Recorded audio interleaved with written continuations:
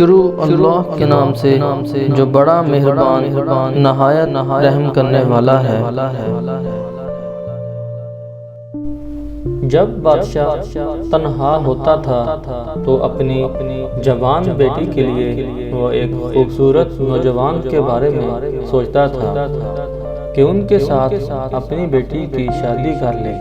ایک رات وہ اس کے بارے میں سوچ رہا تھا، اس نے آدھی رات وزیر کو بلایا اور اس سے کہا، شہر جاؤ، اگر آپ کو ایک نوجوان مل جائے جو آدھی رات کو جاگ گیا ہو اور دعا کے ساتھ اللہ کے حضور کھڑا ہو تو اسے یہاں لے آؤ۔ اس رات ایک چور چوری کرنے کی نیت سے نکلا اور دیکھا کہ مسجد کا دروازہ بند تھا، چنانچہ وہ کسی قیمتی چیز کی تلاش میں مسجد گیا تھا۔ ڈاکو مسجد کے دروازے پر دستک دینے لگا، پردے اور کھڑکیوں کو ایک ساتھ کھینچنے لگا، یہاں تک کہ اس نے دروازے پر دستک کی آواز سنی۔ چور بہت ڈر گیا لیکن کوئی راستہ نہ تھا۔ جلد ہی اس کے دل میں خیال آ گیا اور وہ نماز پڑھنے کے لیے کھڑا ہو گیا۔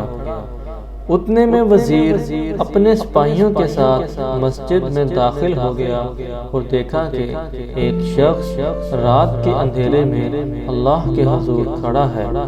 وزیر اپنے سپاہیوں کی طرف متوجہ ہوا اور آہستہ سے بولا کہ یہ شخص اللہ سے کتنی محبت کرتا ہے جو اتنی رات کو بھی اللہ کے سامنے کھڑا ہے۔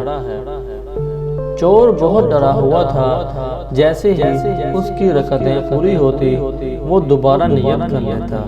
اب وزیر بہت تھک گیا تھا، اس نے سپاہیوں سے کہا کہ اب جیسے ہی یہ سلام کرے اسے اٹھا لینا اور مزید عبادت نہ کرنے دینا۔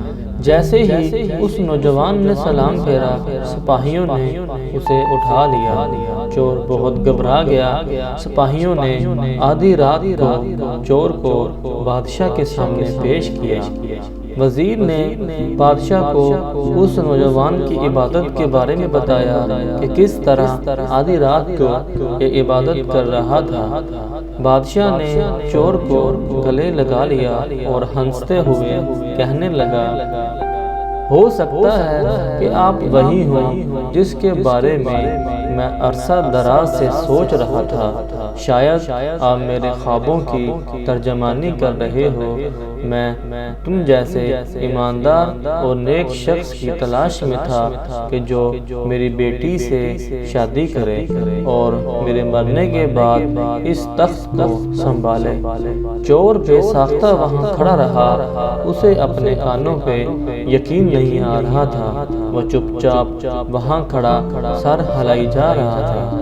چور دل ہی دل میں بہت شرمندہ ہوا اور اپنے رب سے کہنے لگا، اے پروردگار، تو نے لوگوں کے خوف کی وجہ سے کی گئی عبادت پر مجھے شوہر اور بادشاہ بنا دیا، تو ایسی عبادت پر آپ مجھے کیا مقام دے گے جو آپ کے خوف سے کی جائے۔ سبحان اللہ۔